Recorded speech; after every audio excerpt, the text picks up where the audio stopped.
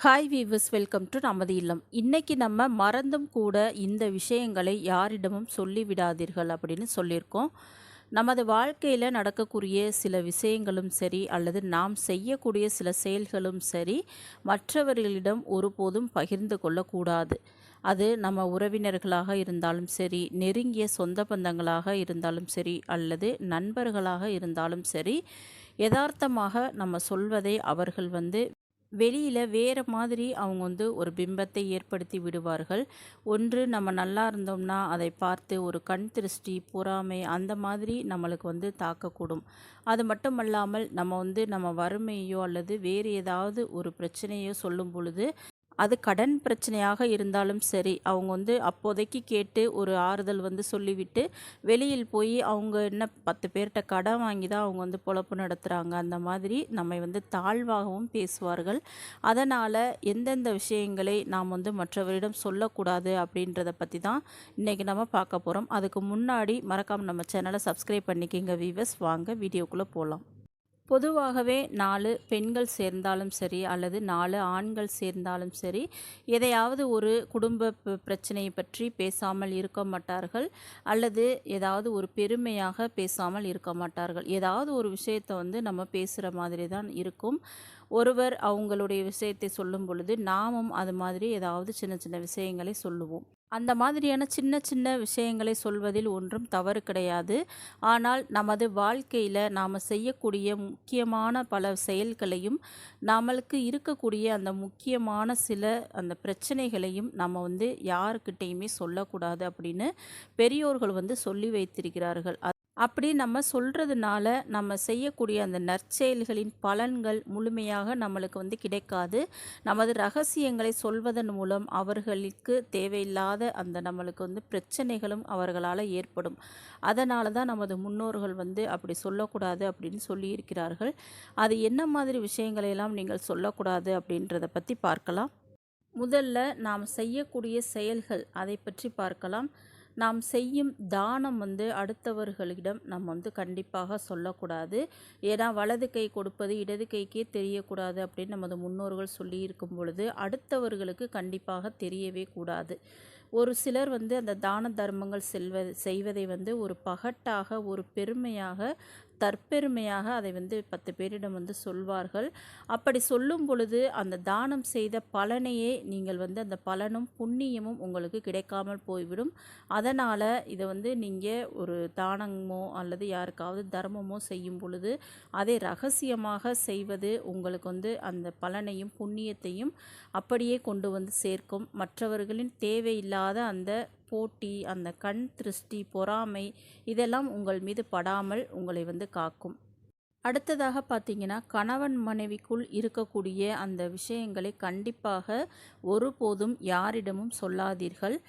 அது நமது நெருங்கிய உறவினராக இருந்தாலும் சரி, நெருங்கிய தோழி, அந்த ஃப்ரெண்ட்ஸ் அந்த மாதிரி இருந்தாலும் சரி, அப்போதைக்கு உங்களுக்கு ஒரு ஆறுதலாக நீங்கள் சொல்லலாம். ஆனால் அவங்க அதை அப்படியே நம்ம இன்றைக்கி கணவன் மனைவி அடித்து கொள்வார்கள், நாளைக்கே சேர்ந்து விடுவார்கள். ஆனால் மற்றவர்கள் அதையே பின்னாடி போய் அவங்க என்ன இப்படி அடிச்சுக்கிறாங்க 2 பேரும், எப்போ பார்த்தாலும் அவங்களுக்குள்ள சண்டை தான் நடக்கும் அப்படின்ற மாதிரி பேசி நம்மளுடைய அந்த ஒரு தகுதியை குறைத்து விடுவார்கள். வெளியில் 4 பேர் பார்க்கும் பொழுது இவங்க வீட்டில் எப்போ பார்த்தாலும் சண்டை தான் போடுவாங்க போல் அப்படின்ற மாதிரி ஒரு தேவையில்லாத பிம்பம் நம் மீது விழுந்துவிடும்.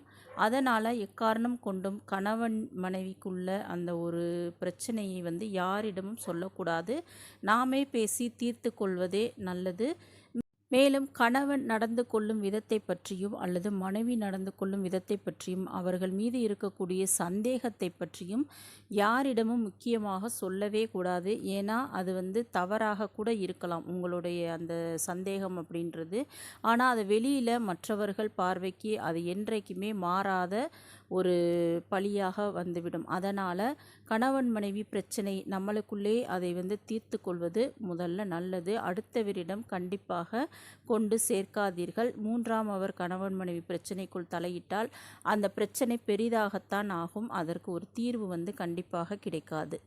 அடுத்ததாக நம் வீட்டில் இருக்கக்கூடிய அந்த வறுமை, அந்த வறுமை, பணப்பிரச்சனைகள், அந்த கடன் பிரச்சனைகள், தொழில் நஷ்டங்கள் இவை எல்லாவற்றையுமே யாரிடமும் நம்ம வந்து சொல்லக்கூடாது. அப்படி அடுத்தவரிடம் நமது வறுமையை காட்டும் பொழுதும் சரி, சொல்லும் பொழுதும் சரி, நம்மளுடைய மதிப்பை நாமே வந்து குறைத்துக் கொள்வது போல ஆகும். ஒரு சபையில் வந்து நம்மளுக்கு அந்த முறையான ஒரு மரியாதை, மதிப்பு எதுவுமே கிடைக்காது.